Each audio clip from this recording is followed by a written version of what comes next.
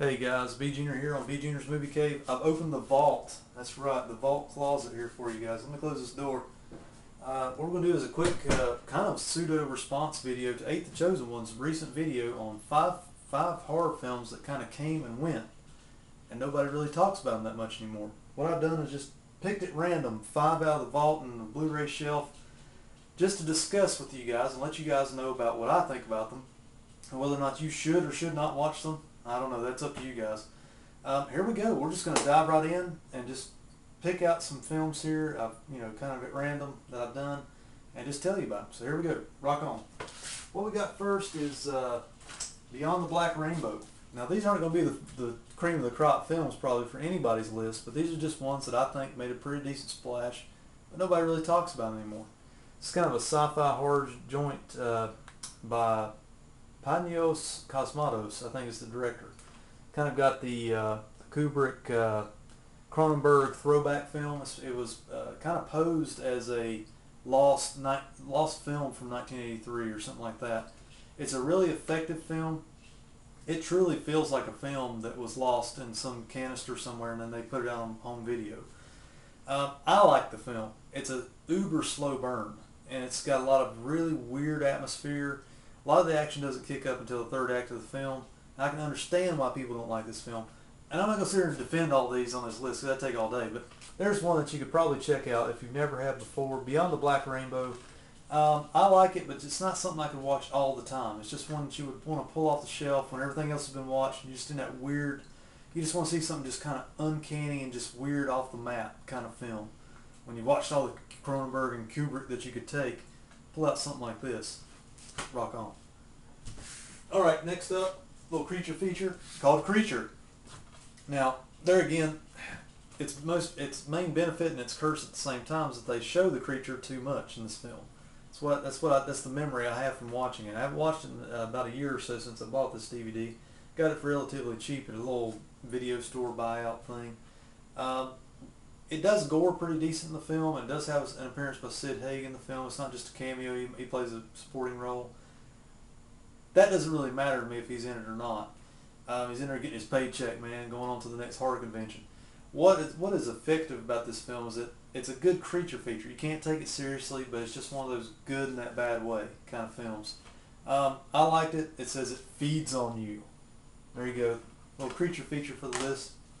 Let's see, what else we got here?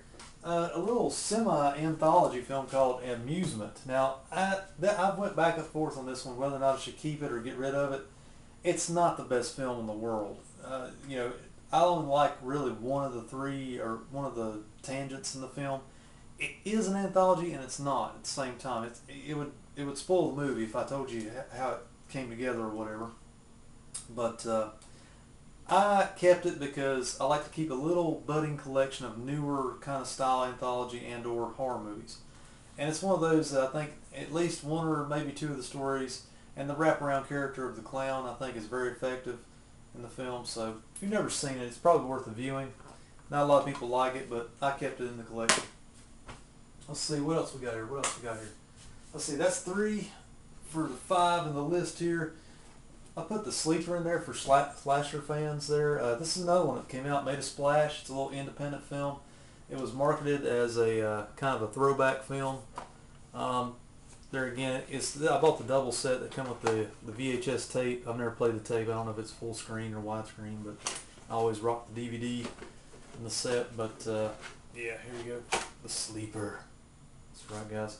It really feels, they did a really good job. I think this was made on like a shoestring budget of anywhere from about $5,000 to $15,000, some ludicrous small amount like that. But it really does capture the feel of an old school slasher. It's not the best throwback film that was ever made, but during this time frame a few years ago when all these were coming out, like House of the Devil and I could go on and on about throwback films, but it's one of those that has decent gore in the film, and you can tell they were trying to make the best movie they could make. It's a young guy, director Justin Russell, I believe this is his joint. Yeah, I haven't heard too much else about this director since this movie came out, but it's just one of those that I jumped a chance to get it because I really liked the film, and It's not one that you're gonna want to watch all the time, but when you get in that throwback kind of fun, and you watched all your regular slashers, you might want to try this one. Is that a barking spider? I don't know. What was it? Okay, let's go to the Blu-ray shelf, guys. This is kind of a twofer. I know I'm kind of stretching the rules there, 8. I'm sorry, but I'm gonna throw 2 in here. The Dead, a little zombie film that came out a few years ago. Now, a lot of people know these films, but like I said, it just came out, made a little quick splash, and left. This has been directed by the Ford brothers, who I believe directed the sequel as well. There's The Dead 2. This one takes place, I think, in Somalia or Africa, one of those. I haven't watched it in a while, so don't quote me. And The Dead takes place in India. Zombie apocalypse, both.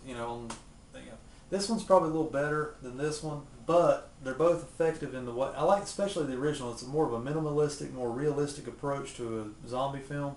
But then again, what can you do with a zombie film that hasn't been done already, guys? Really? I mean, come on, be honest with yourselves. There you go. I just kind of threw this one in here. I got this for like $1. It's basically brand new. They rented it like probably once on the shelf and then decided to sell the stock. So picked it up. Anyway, The Dead. It is an effective zombie film if you've never seen it. It's just something same but different in the subgenre of zombie films. Hope you guys have enjoyed it. That's been my 5 choices. You got sci-fi horror, you've got a creature feature, you got an anthology, you got a slasher, and a zombie film. How much more goodness can you get, guys? I'm telling you. And done with a special piece of headgear. Rock on. Bye.